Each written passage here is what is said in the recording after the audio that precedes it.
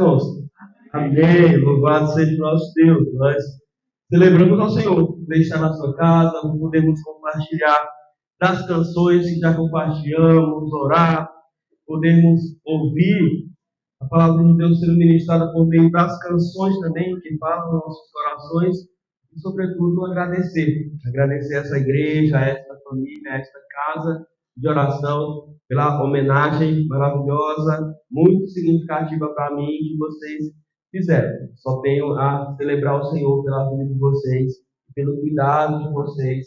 E é mútuo, não é uma pista de via única, mas é de via dupla. Nós somos cuidados e cuidamos, e assim nós esperamos continuar sendo até que o Senhor assim permita que possamos exercer esse ministério aqui na IBC. Amém? Vamos abrir nossas Bíblias lá no livro de Efésios. Eu quero ler um versículo com vocês, que é o versículo 19 do capítulo de número 2, tá?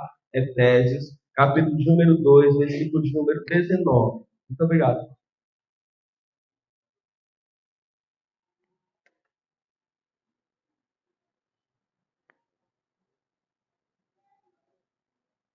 Efésios 2, 19. Depois todo mundo encontra, vai ser projetado aqui também esse texto na tela.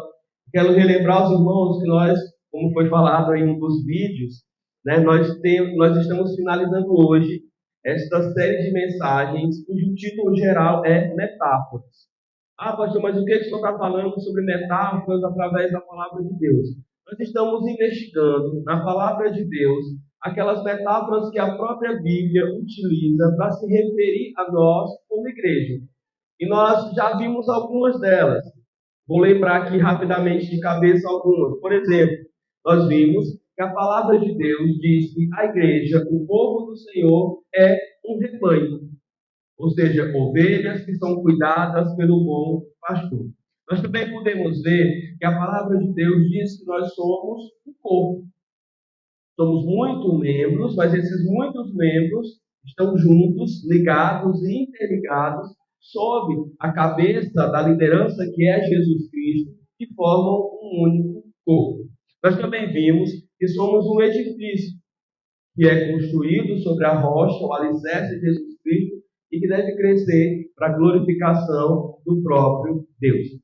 Hoje nós vamos ver a última dessa série de metáforas que nós encontramos na palavra de Deus. E ela está aí, no versículo de número 19, do capítulo 2, da carta do apóstolo Paulo aos Efésios. Que diz assim: assim, pois, já não sois estrangeiros nem forasteiros, mas concidadãos dos santos e membros da família de Deus. Amém?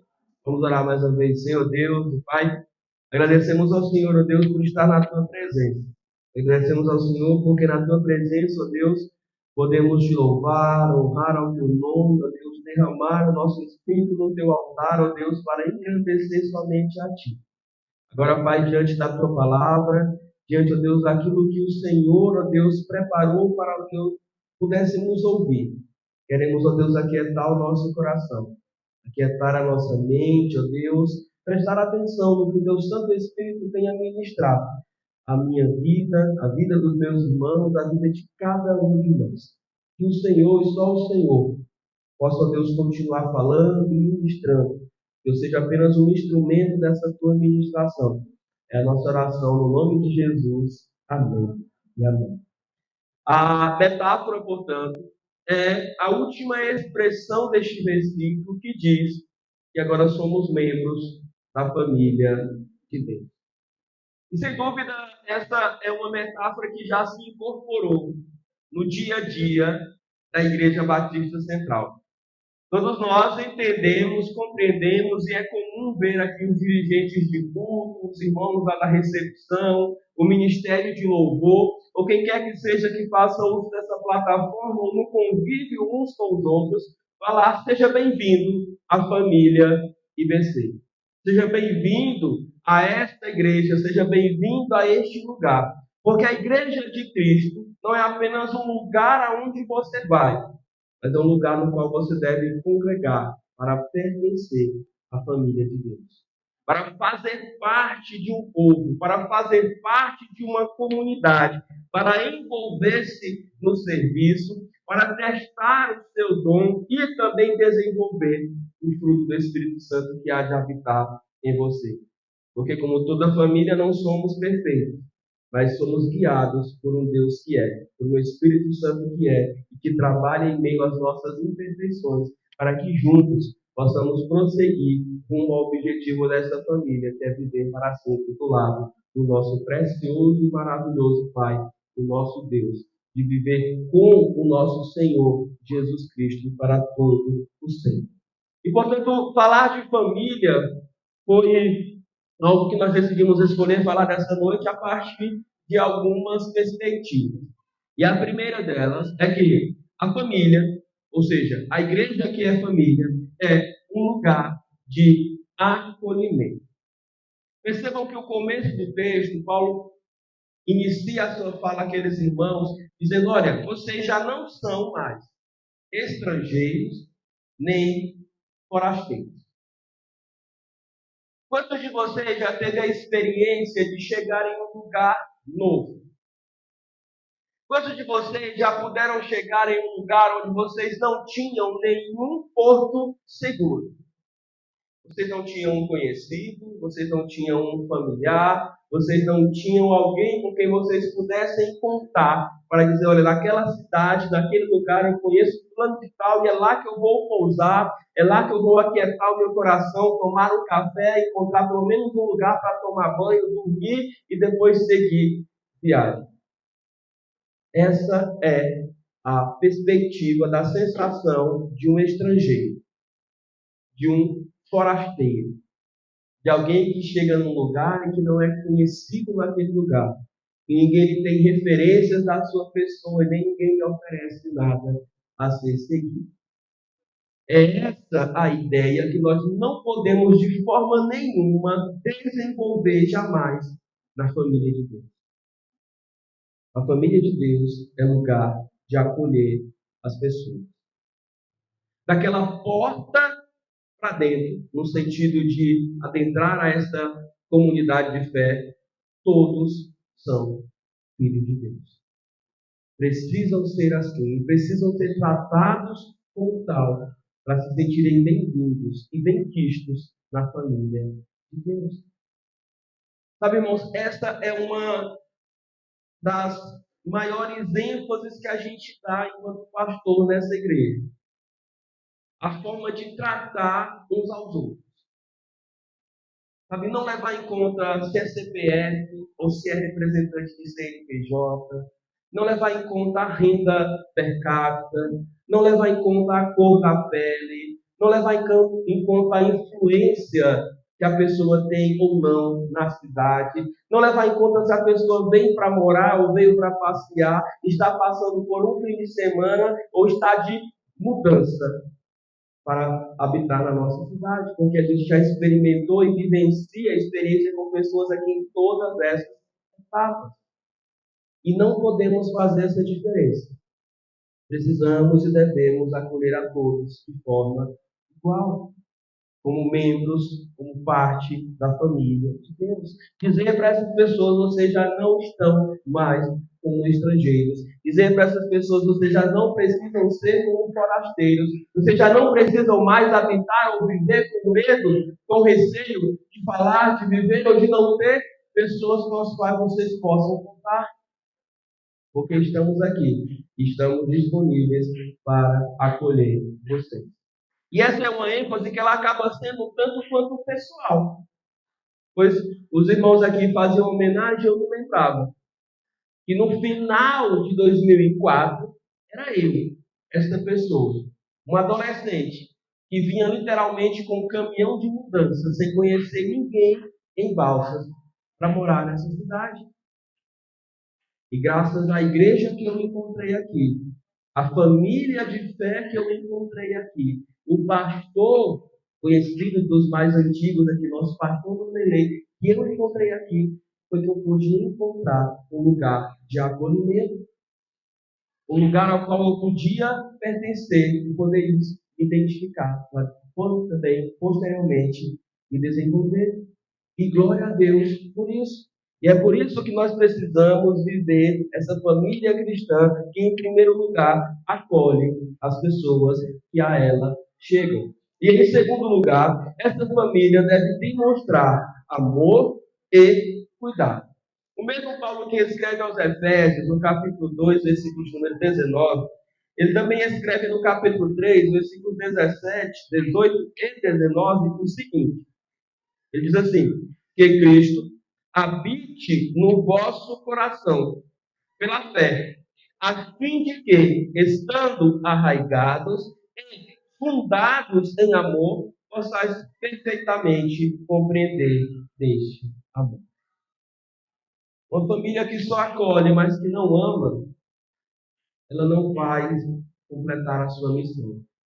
Uma família que só diz estamos juntos, mas não prova isso diante do dia a dia, das dificuldades e das necessidades, ela não vai adiante. É preciso amar, é preciso cuidar e é preciso manifestar isso. Igreja é mais do que uma organização, ela é uma comunidade viva, fundamentada no amor de Jesus.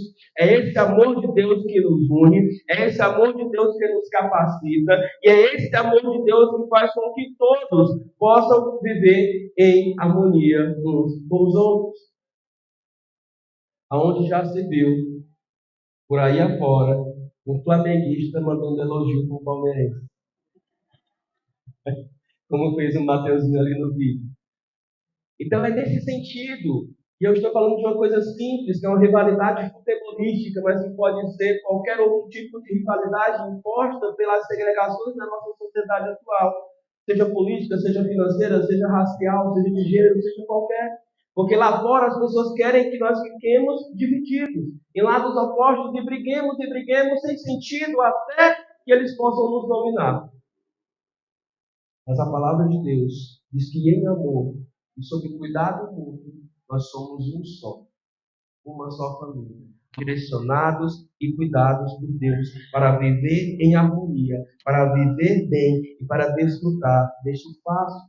Precisamos desenvolver, a começar em nós, espaços onde as pessoas possam sentir-se amadas e cuidadas, e um lugar onde nenhum é deixado para trás. Nenhum de nós pode ser deixado para trás.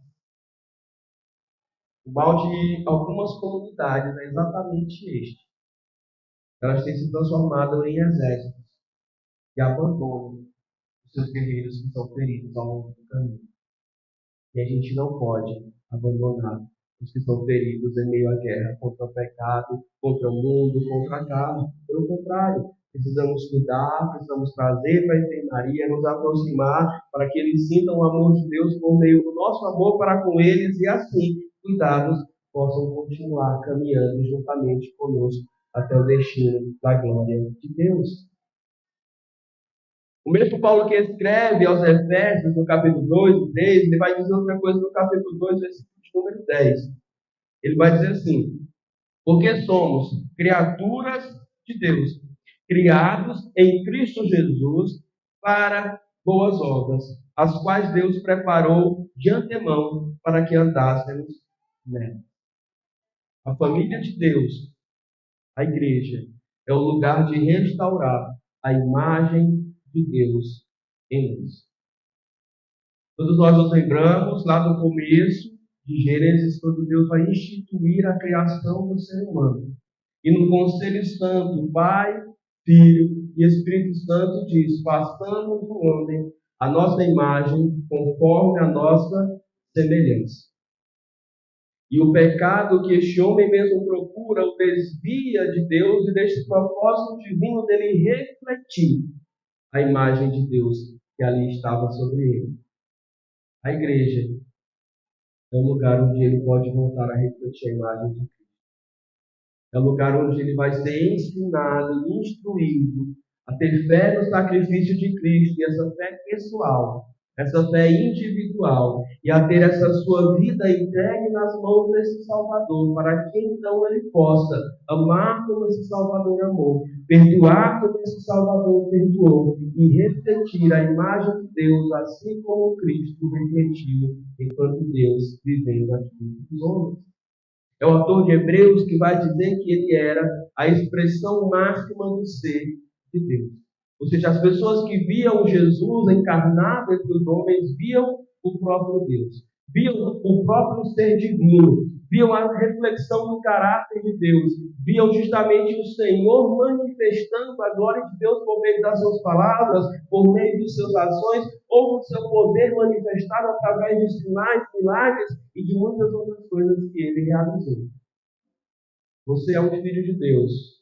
Você é uma filha de Deus, chamada para este propósito, refletir a boa e perfeita imagem de Deus por meio da sua vida. Isso é muito sério. Porque precisamos, nas nossas palavras, precisamos, nas nossas ações, trazer a ideia da expressão do ser de Deus por meio de nós.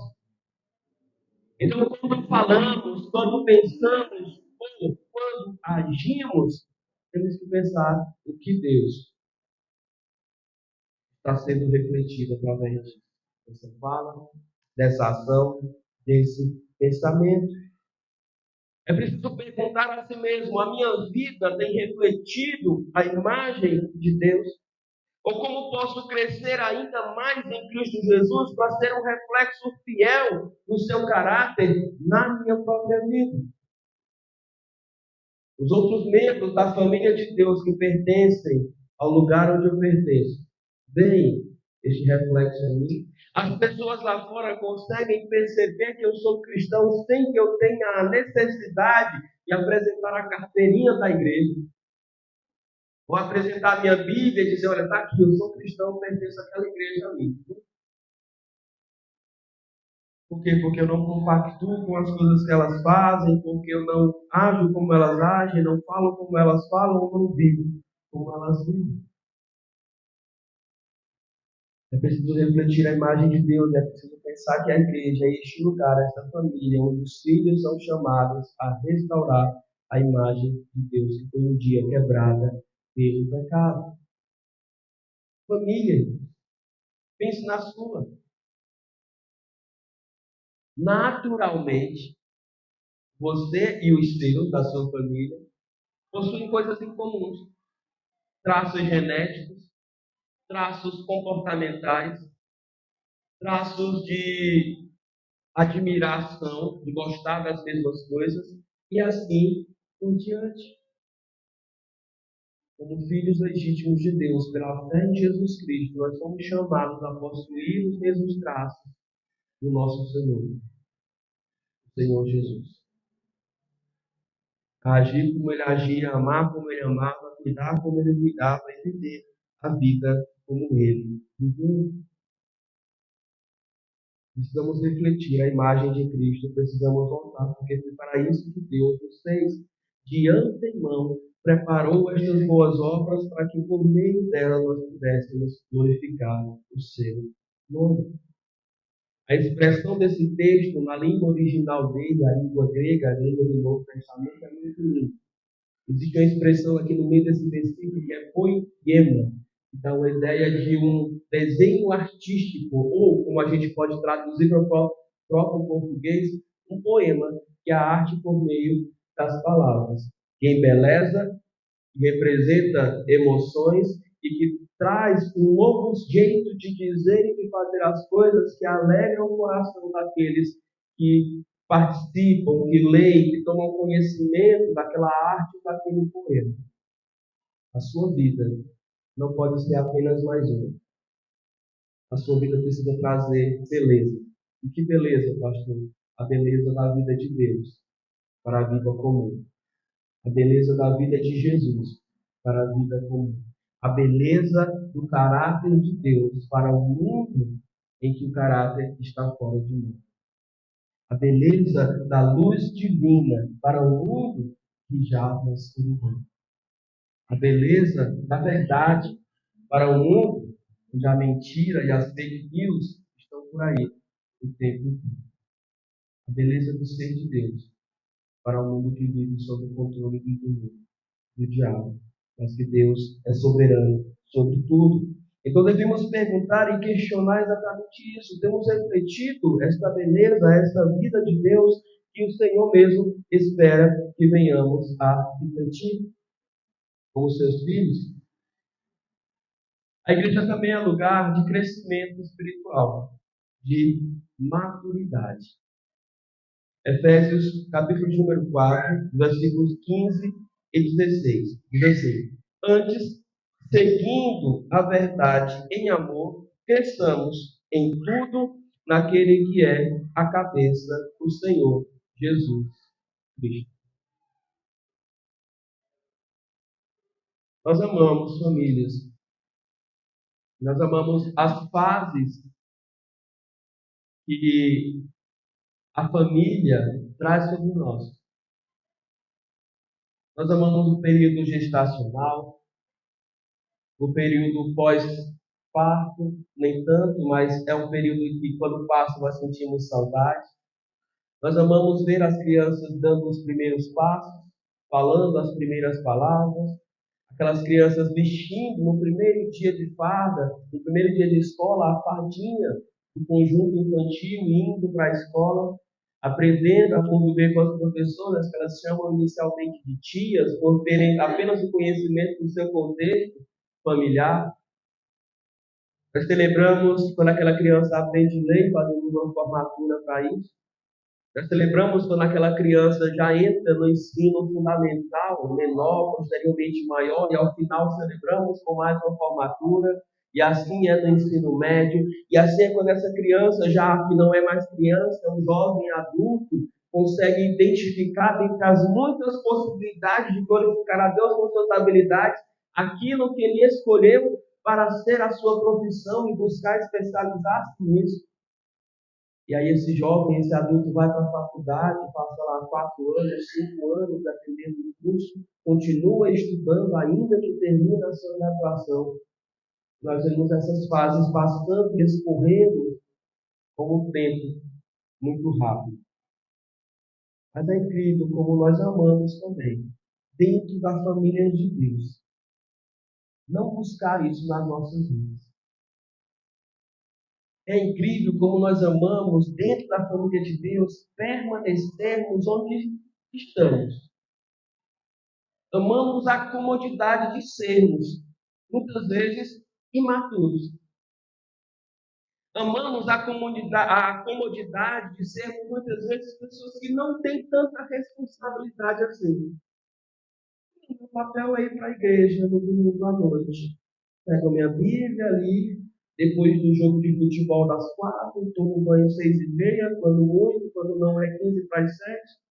Pego o meu veículo, vou a pé, chego ali no templo, paro nas adjacências da rua, adentro ao templo, cultuo ao Senhor e acabou. Mas o versículo diz que nós devemos, em verdade e em amor, crescer, seguindo a medida daquele que é a cabeça do Senhor Jesus. E tal qual a criança que sai dos primeiros passos, das primeiras palavras, e vai crescendo até a sua faculdade, a sua formação profissional, a constituir a sua família, nós, enquanto filhos e filhas de Deus, somos chamados como membros da família de Deus a crescer em maturidade espiritual. E enquanto maturidade espiritual, nós vamos ter cada vez mais responsabilidade, mais envolvimento com a igreja do Senhor. Nós não podemos permanecer imaturos, nós precisamos almejar, a buscar a estatura do varão perfeito. Pastor, que linguagem é essa? A buscar os valores, a buscar o caráter, a buscar a semelhança do nosso Senhor Jesus Cristo.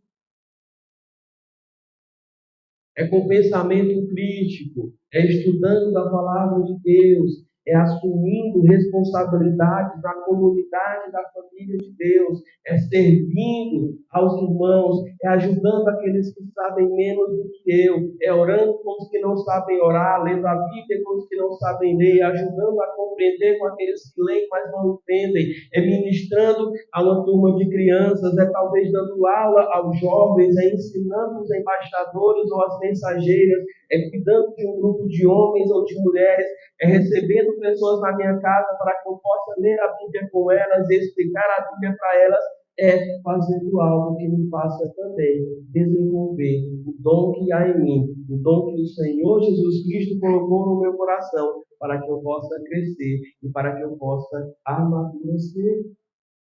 Nós nunca nos dispusermos a passarmos por esses desafios, nós vamos permanecer como cristãos imaturos, que não acessarão um caminho ainda maior e melhor de viver para a glória desse Deus. De viver para a glória desse Deus.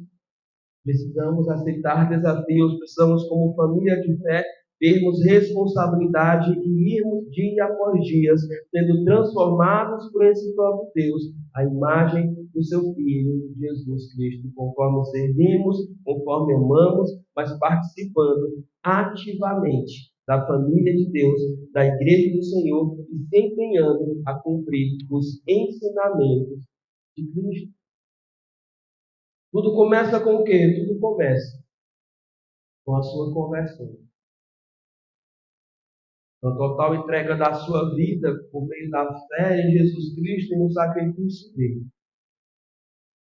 E a partir dali você segue um caminho, uma jornada que não tem fim nessa vida, mas que tem muito, muito a ser recompensado. Porque o Senhor faz com que o nosso trabalho, depositado nas suas mãos, nunca seja em vão.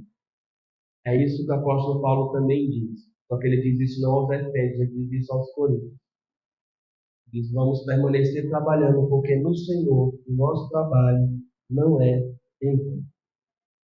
Mas pertencer à família de Deus, além de ter responsabilidade, traz consigo também inúmeros benefícios. Traz consigo presentes maravilhosos da parte de Deus para as nossas vidas. O apóstolo Paulo, quando escreve aos Romanos, capítulo 17, ele diz assim: olha, filhos, vocês também são herdeiros, herdeiros de Deus e co-herdeiros com Jesus Cristo. Todos os que têm fé em Jesus Cristo e são então adeptos da família de Deus, recebem com o Senhor uma tremenda herança. Você, pastor, mas que herança é essa? Que herança é essa que ainda não me deram o Pix, que ainda não me deram a conta bancária, que ainda não me passaram nenhuma transferência, que eu aceitei Jesus, não recebi nenhuma escritura, nem nada. O pastor não me deu nada, está ficando tudo para ele. Não é herança deste mundo. E não é herança que os recursos deste mundo possam comprar. É por isso que você não recebeu sua chave Pix, é por isso que você não recebeu sua escritura, é por isso que você não recebeu sua transferência. São heranças divinas. São heranças que fazem com que a sua vida seja mais do que especial e valiosa para Deus. Porque a própria palavra vai dizer que não há ouro, não há prata. E não foi com esse tipo de objeto e nem tipo de material que o Senhor comprou ou pagou o preço pelo valor da sua vida. Mas foi por sangue, o sangue do Cordeiro, o sangue precioso de Jesus, para te dar essa herança. Que herança? Em primeiro lugar, vida eterna. Em nenhum outro lugar do mundo você vai encontrar isso. Se você não estivesse aqui, estivesse em qualquer outro lugar deste mundo, provavelmente você não teria alguém falando sobre isso, sobre eternidade. Se você estivesse no restaurante, você teria alguém falando sobre prazeres momentâneos através da comida. Se você estivesse em uma danceteria, e esse termo é até antigo, né, boate, ou algo do tipo, você teria alguém lhe oferecendo prazeres momentâneos através da diversão e da dança. Se você tivesse em um bar, prazeres momentâneos através da bebida, para você se distrair e esquecer um pouco dos seus problemas. Mas todas essas coisas são momentâneas, são passageiras e não têm sequer um pingo de garantia eterna. O que nós estamos falando aqui, que é uma herança que Deus nos dá através de Jesus Cristo, é de uma vida e de uma vida que é para sempre. E uma vida que é para sempre, ou seja, eterna, vale a pena começar a ser vivida no aqui, agora. Porque qualquer coisa que eu possa fazer com a minha vida hoje vai ter implicação justamente para essa eternidade. O próprio Senhor Jesus Cristo, nos Evangelhos, vai deixar bem claro que Ele veio para nos dar vida, e uma vida que seja abundante, uma vida que seja transbordante, uma vida que vá além da medida ou da média da vida comum. É uma vida que dura para sempre, é uma vida que não tem fim. E como membros da família de Deus, a gente não pode perder jamais esta esperança, esta expectativa de que o Senhor tem essa herança gloriosa. Mas existe vida eterna nos dois sentidos. Geralmente, quando falamos de vida eterna, falamos no sentido positivo da mesma. Porém, existe vida eterna para aqueles que também ficarão distantes de Deus. E é por isso que é herança e não castigo. Porque é uma vida eterna com Deus. É uma vida eterna no paraíso. É uma vida eterna com o Senhor. É uma vida eterna que vai fazer com que você possua uma escritura, não de imóvel, não de carro, não de qualquer outra coisa que se possa pensar, mas uma escritura afirmando que pelo sangue do Cordeiro todos os teus pecados foram perdoados. Amém? Glória a Deus. Não importa o que eu fiz quando eu tinha 5 anos, quando eu tinha 10 anos, 15, 30, 40, 50, 60, o que eu fiz ontem, o que eu ainda posso vir a fazer amanhã. Se a minha fé estiver no Senhor Jesus Cristo, Ele me perdoou ontem, me perdoa hoje e me perdoará amanhã. É uma vida eterna que, além dessa escritura de perdoar nossos pecados, nos dá um lugar na mesa do Senhor. Um lugar para nos assentarmos à mesa de Deus. E o próprio Senhor Jesus Cristo que diz, olha, já não vos considero servos, mas considero amigos, agora também considerará-nos irmãos. Irmãos, enxertados, ligados, membros da família de Deus.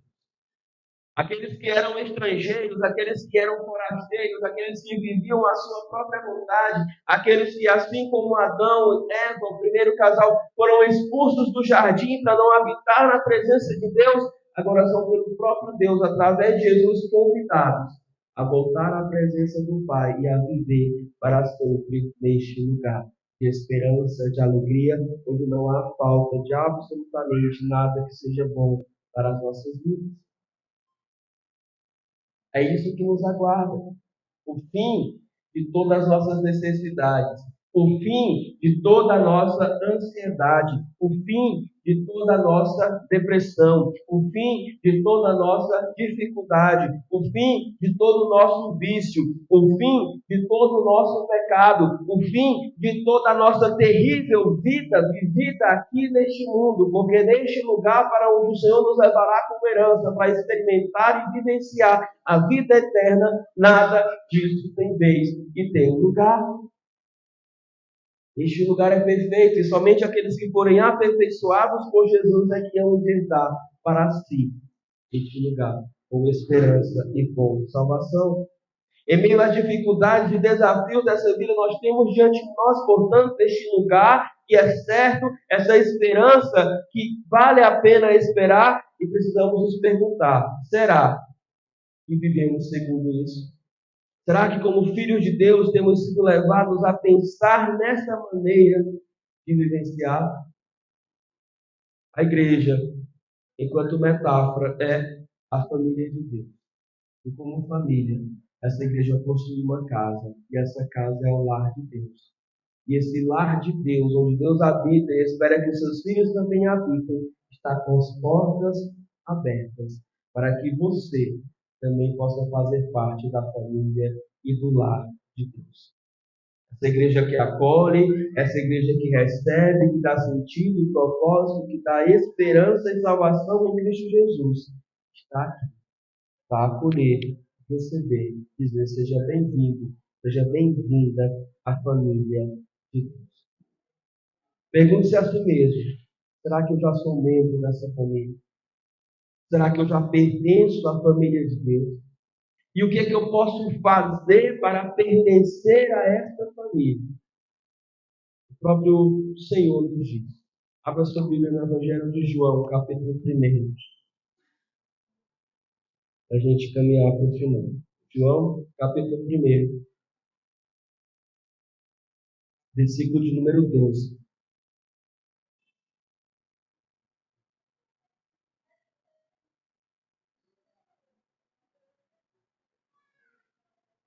João 1:12.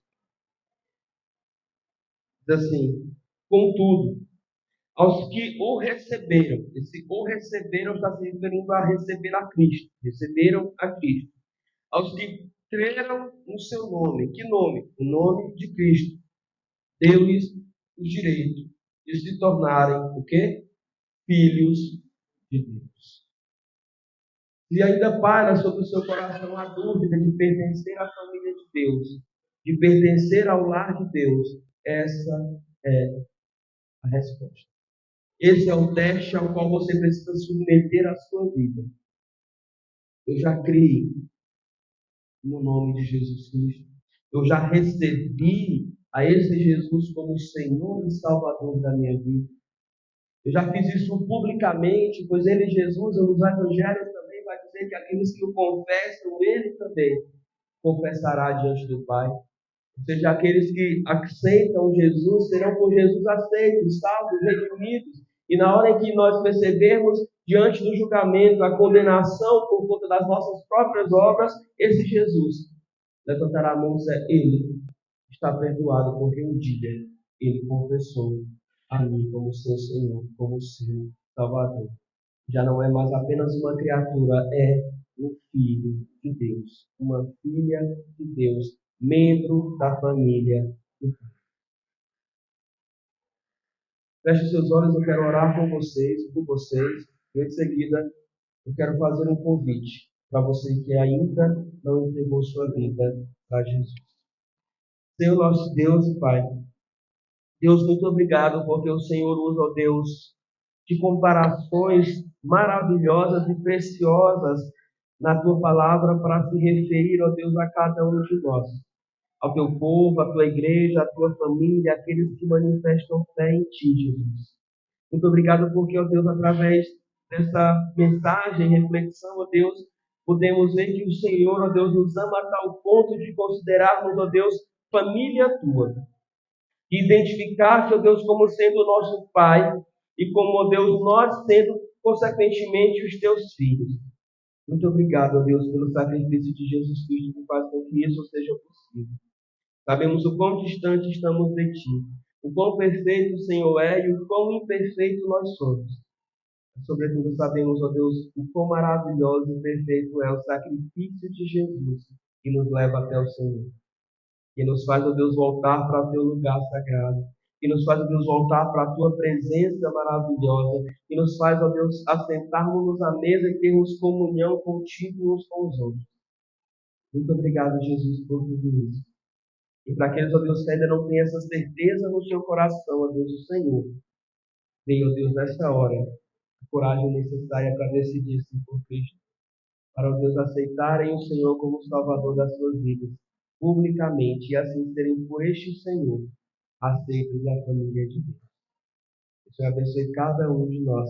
É a nossa oração no nome de Jesus. Amém. Peço que a igreja continue orando e convido a você que nos visita e que ainda não tem a certeza de uma decisão pelo Senhor Jesus Cristo à sua própria vida. A certeza de que é um filho, uma filha da parte de Deus. A nossa oração é para que você, nessa hora, diante deste convite, possa dizer: eu quero aceitar a Jesus. E se esse for o desejo do seu coração, eu peço para que você possa ficar de pé. Nós queremos orar por você. Nós queremos dizer: filho, seja bem-vindo à família de Deus. Filha, seja bem-vinda à família de Deus. Essa é uma decisão estritamente individual. Ela não depende de outras pessoas, do que elas vão pensar, dizer ou falar. Ela depende da sua vida e da sua resposta a este Evangelho, a esta mensagem e, sobretudo, do Espírito Santo de Deus. Eu amei e glorifico a Deus pela vida do Cleiton, que está ali manifestando essa decisão. Se mais alguém, assim como ele, deseja entregar a sua vida para Jesus, tem essa oportunidade. Você sente que no seu coração, este é o momento de pertencer à família de Deus. Você continua tendo essa oportunidade. Não é o meu insistir que vai convencer você, eu não convenço a ninguém. Mas é o Espírito Santo. E se a voz do Espírito Santo fala, a palavra de Deus diz que não é bom que a gente endureça o coração. Se não há, eu peço para que você possa ter essa coragem posteriormente. Talvez quando terminarmos esse culto, o pastor, eu também quero. Não tem problema, nós oraremos por você.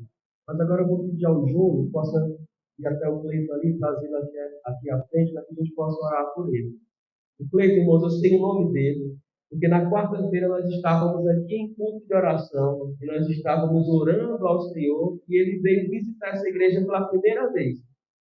E ele participou, ele se levantou, ele compartilhou o pedido de oração em meio a muitas lágrimas, e ele esteve aqui, ouviu o nosso convite para o culto de domingo de manhã, domingo de noite, esteve conosco aqui agora, nesse momento, se torna alguém que confessa publicamente o Senhor Jesus Cristo como Salvador da sua vida. Nós louvamos a Deus por essa decisão. Amém, igreja? Amém. Vamos ficar de pé e vamos orar pela vida do Cleiton. Vamos dizer a ele: seja bem-vindo à família de Deus. Vamos abraçar ele depois das orações e podermos acolher aqui, neste lugar, esta família do nosso Deus. Oremos. Senhor nosso Deus, Pai amado, ó Deus, muito obrigado, ó Deus, porque o Senhor é bom, porque o Senhor é maravilhoso e o Senhor tem, ó Deus, pessoas para buscar, para salvar, ó Deus, e para, ó Deus, fazer com que confessem a Cristo como Salvador. E neste momento, ó Deus, nós louvamos a Deus pela vida do Cleiton. Que o Senhor, ó Deus, confirme a cada dia no seu coração esta decisão, ó Deus, de caminhar com o Senhor, de servir ao Senhor, de pertencer, ó Deus, ao Senhor, ó Deus, por toda a sua vida. Seja, ó Deus, com os desafios que ele enfrentará, seja, ó Deus, com tudo, ó Deus, que o inimigo desta vez, ó Deus, levantará. Sabemos, ó Deus, que as tentativas dele são grandiosas, mas o Senhor é maior que todas elas, porque agindo o Senhor, ninguém pode impedir. Então, Santo Espírito, ó Deus, passe a habitar o coração e a mente dele, que ele encontre nesta igreja, ó Deus, em cada um de nós, o apoio e a força necessária para esta caminhada de fé. Que ele possa vir a crescer, que ele possa vir a amadurecer, ó Deus, e frutificar, ó Deus, trazendo outras pessoas para conhecerem e confessarem Cristo como Salvador de suas próprias vidas. Nós, ó Deus, te louvamos, nós te agradecemos. Nós não podemos encerrar essa oração, ó Deus, sem te louvar e pedir para que o Senhor, assim como a tua palavra diz, pegue o nome do Cleiton e escreva naquele livro maravilhoso, o livro da vida. Aquele livro, ó Deus, que faz com que as nossas obras sejam canceladas, apagadas e que a salvação seja, ó Deus, garantida por meio de Jesus Cristo a cada um de nós. Nós te louvamos, nós te celebramos, no nome de Jesus. Amém. Amém. Obrigado. Amém. Glória a Deus, irmãos. Vamos ainda de pé orar mais uma vez, só para finalizarmos o culto. Em seguida, podemos cumprimentar uns aos outros, ao Cleiton, e nos despedirmos em paz. Senhor Deus, obrigado a Deus por este culto. Obrigado a Deus porque foi todo entregue ao Senhor. Do início ao fim, ó Deus, as canções, a palavra, as orações, ó Deus, tudo é para glorificar ao Senhor. É para render graças a Ti, ó Deus. E nós humildemente pedimos no começo para que o Senhor nos direcionasse. Agora te agradecemos, ó Deus, pois podemos contemplar, ó Deus, a Tua ação em nós através de nós. Muito obrigado, Deus, por este lugar, por esta família. Obrigado pela vida e por tudo que o Senhor nos proporcionou. Concede-nos, ó Deus, uma semana abençoada na tua presença, debaixo da tua boa mão e da tua proteção e provisão. Que o Senhor nos leve em paz e segurança aos nossos lares. Cuida de nós, ó Deus. Nós te pedimos e te agradecemos no nome de Jesus. Amém.